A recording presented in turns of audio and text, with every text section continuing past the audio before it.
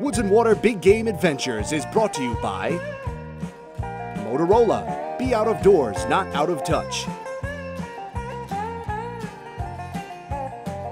Newfoundland Labrador Outfitters Association. Arctic Cat.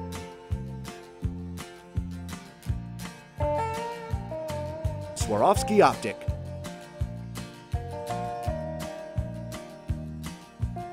Newfoundland Labrador Tourism. Winchester Ammunition. True Life Taxidermy.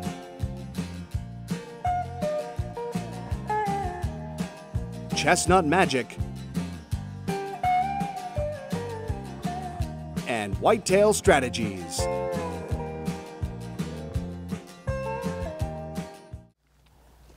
Hello everyone and welcome to Woods and Waters. This week we're hunting in Newfoundland, Buckens, Newfoundland to be exact, and we're hunting with Fred and Shirley Thorne of Red Indian Lake Outfitting and Tours. We're going to be hunting for late season moose, and a late season moose hunt is not only challenging, but it's an exciting adventure. You never know what the weather's going to do. Right now it's freezing. This week's supposed to be some heavy snow, and later in the week it's going to warm up enough that it's going to rain. So who knows what the weather's going to bring. We're going to have an exciting and challenging time.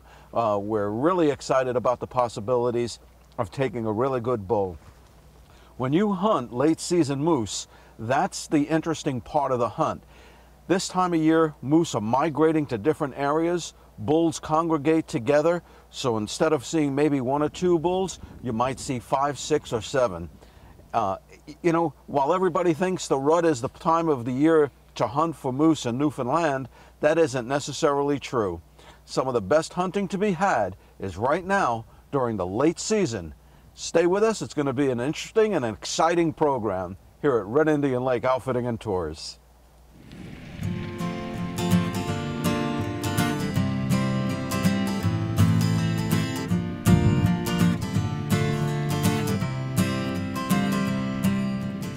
Peter's hunt begins with Fred driving the Argo on the logging roads, heading deep into the backcountry.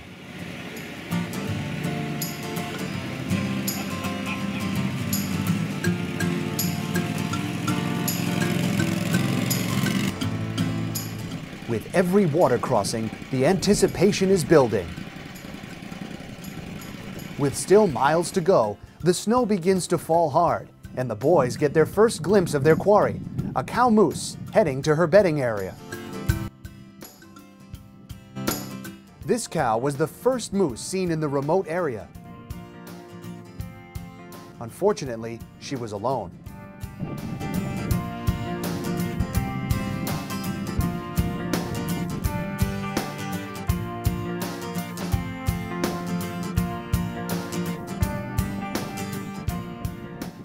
Later that afternoon, after hours of glassing, Fred spots a dandy bull from high on the overlook. Even though the bull is a couple miles away, Fred comes up with a quick plan on how to cut the distance using the Argos.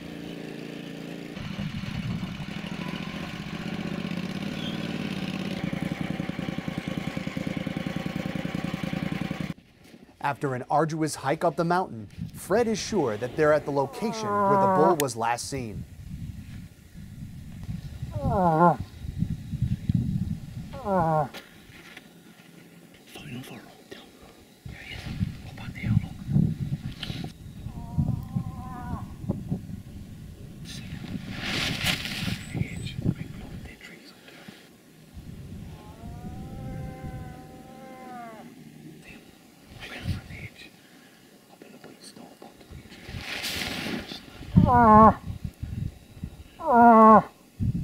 He's coming down.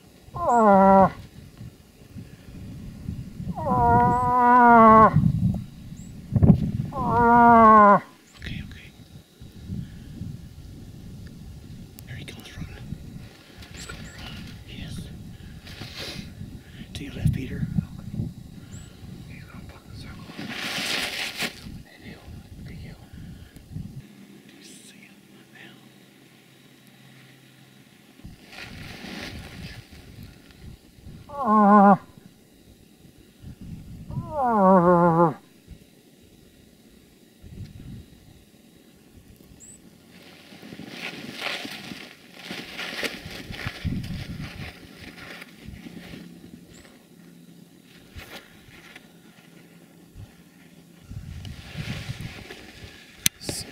Well, second chance of the day gone.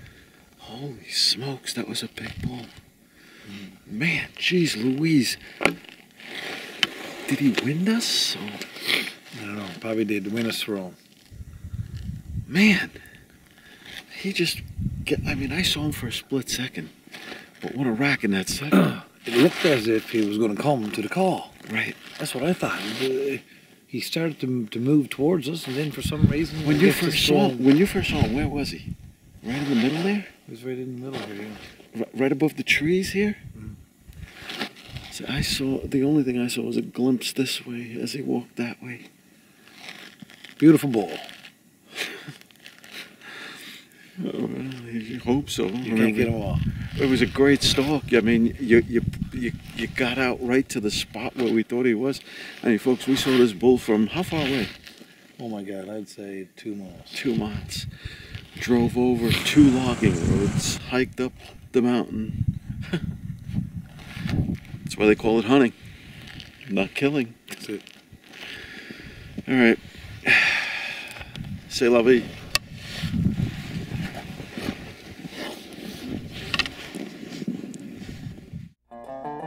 This segment of Woods and Water has been brought to you by Swarovski Optic. See the unseen. Welcome back to Woods and Water. This segment is brought to you by Winchester Ammunition. I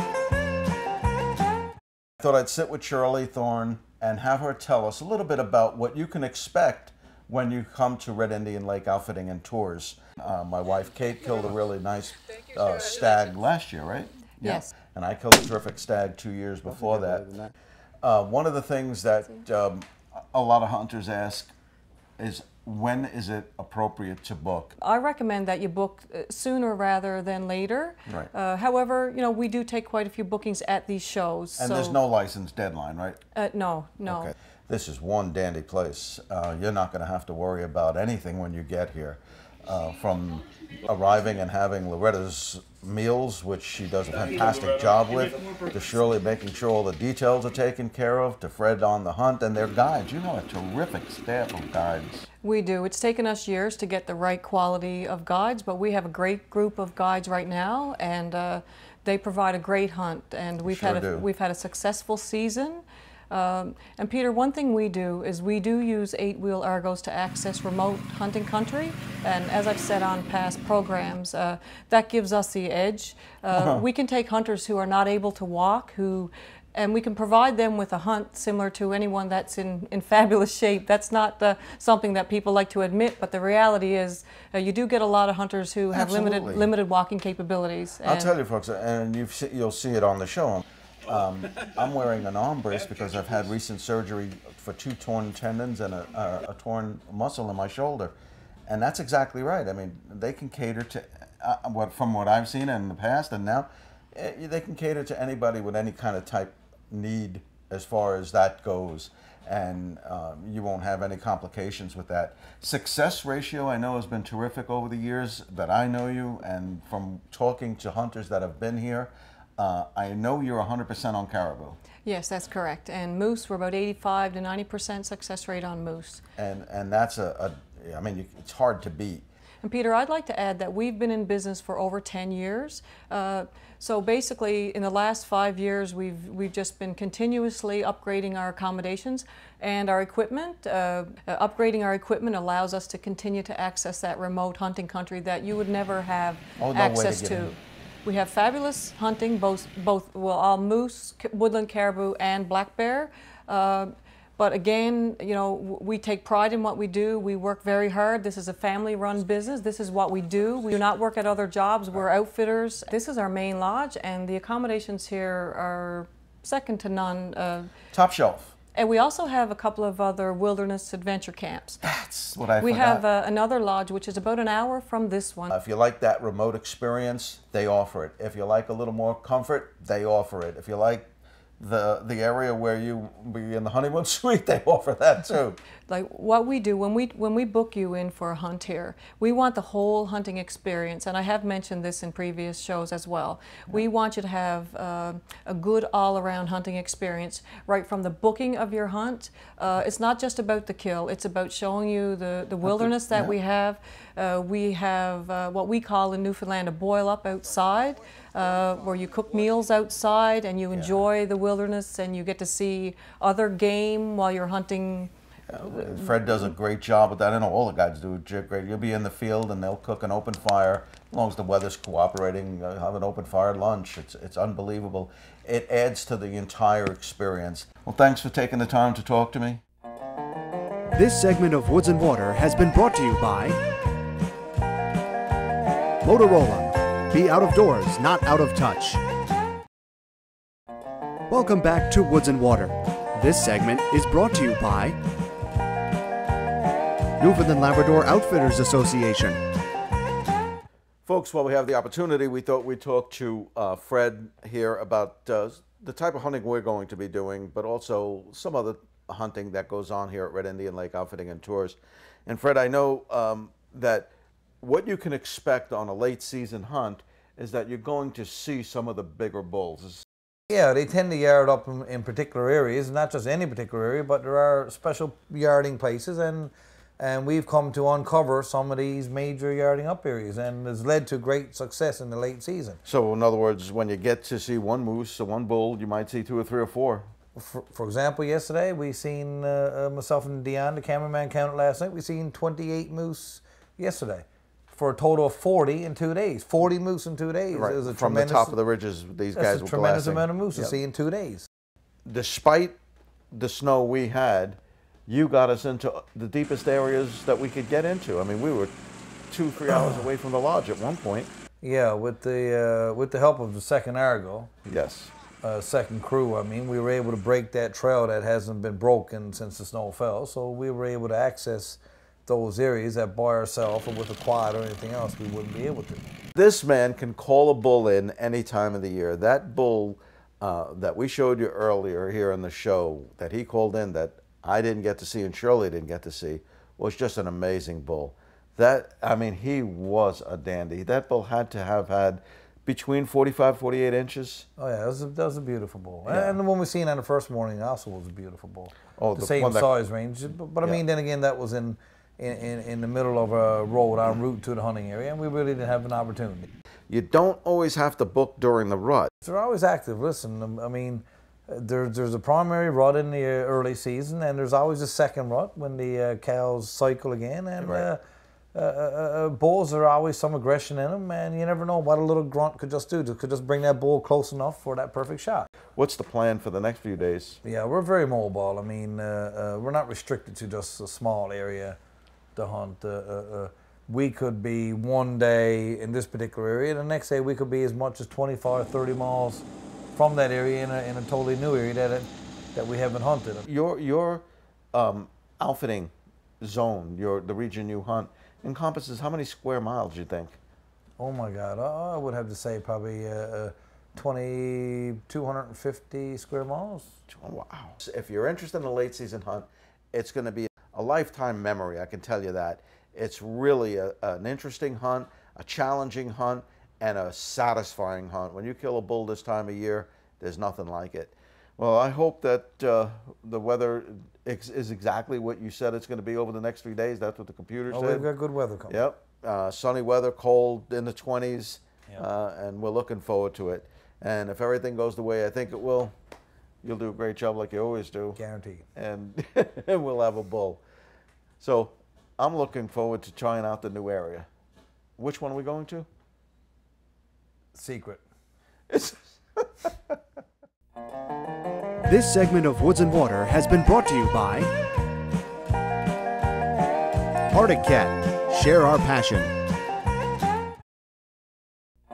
Welcome back to Woods and Water. This segment is brought to you by Bob Vitro's True Life Taxidermy. After a day of hard rain and 60-mile-an-hour winds, most of the snow has been washed away. giving Fred the opportunity to get hours into the backcountry to a new, promising vantage point. Well, this is one of Fred's favorite lookout points. As you can see, it has a 360-degree view, and it looks over a lot of country. And that's really what we want to see tonight, a lot of country, because we're getting down to the last few days of the hunt, last couple of days of the hunt, and we want to make sure that we can maximize every opportunity. So what we're going to do is sit up on this knob, see if we can't spot a moose, and if we do, we're going to try to close the distance within reason with the Argos, get down off the hill, get down as close as we can, and then stalk maybe the last 1,000 yards up to a moose. We'll see. It's been flurrying all day, and visibility isn't the greatest, but we're still getting a magnificent view, much better than what we would if we were be lower. After 10 short minutes of glassing, Fred spots a small group of cows with 2 bulls, one of which is a real keeper. Yeah, I'm going to go further than that, but not with the camera. No, let's stay within that 200. We're going to go. Let's get there first.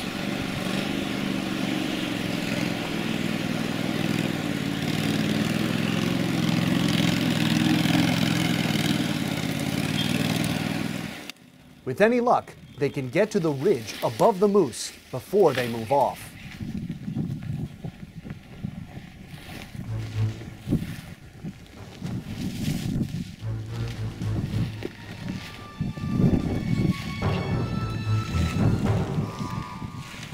There's a doable shot there. Come on, speak. Let's get to that highway.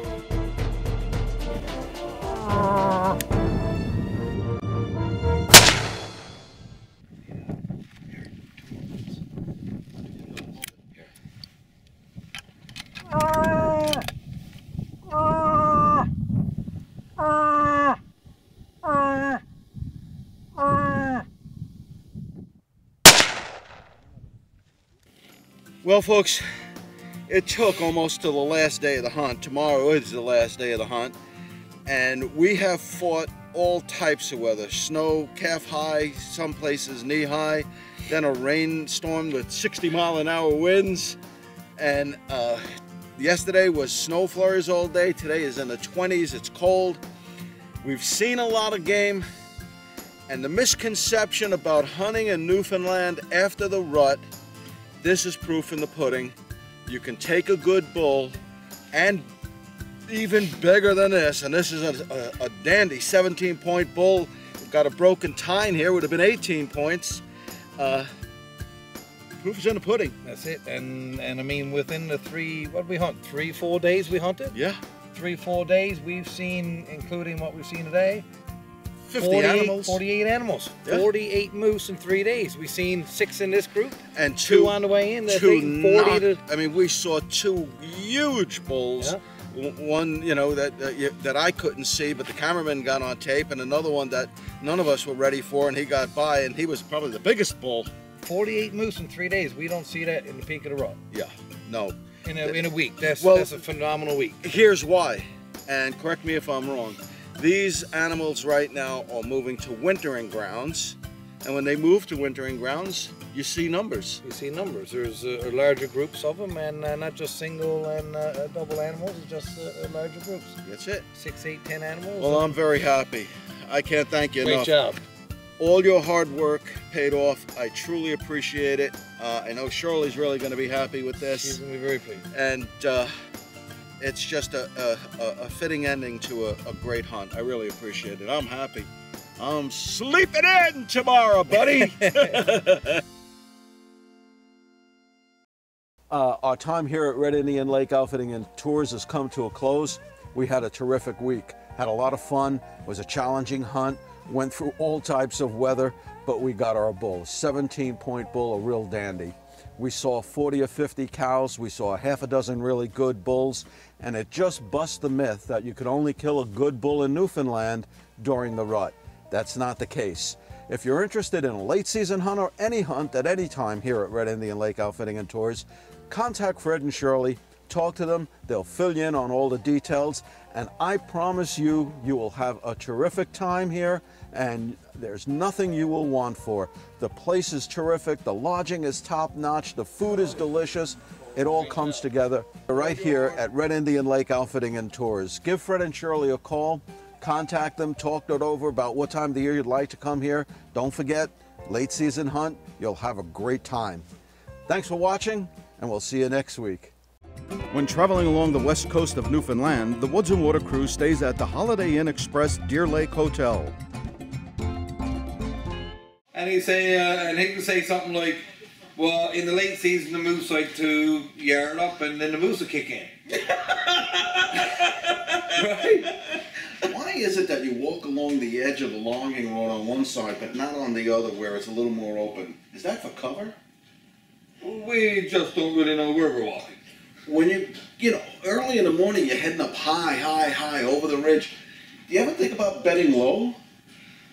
We've tried it. The always find us down low. So we go high. You can't walk high. All right, wait a minute. You go high or you are high? We sometimes both. Okay, because there's a lot of screech around. Yes. You're so cute, Mr. Moose. I don't know why I shoot you. You don't. You can't hit me. I got for you!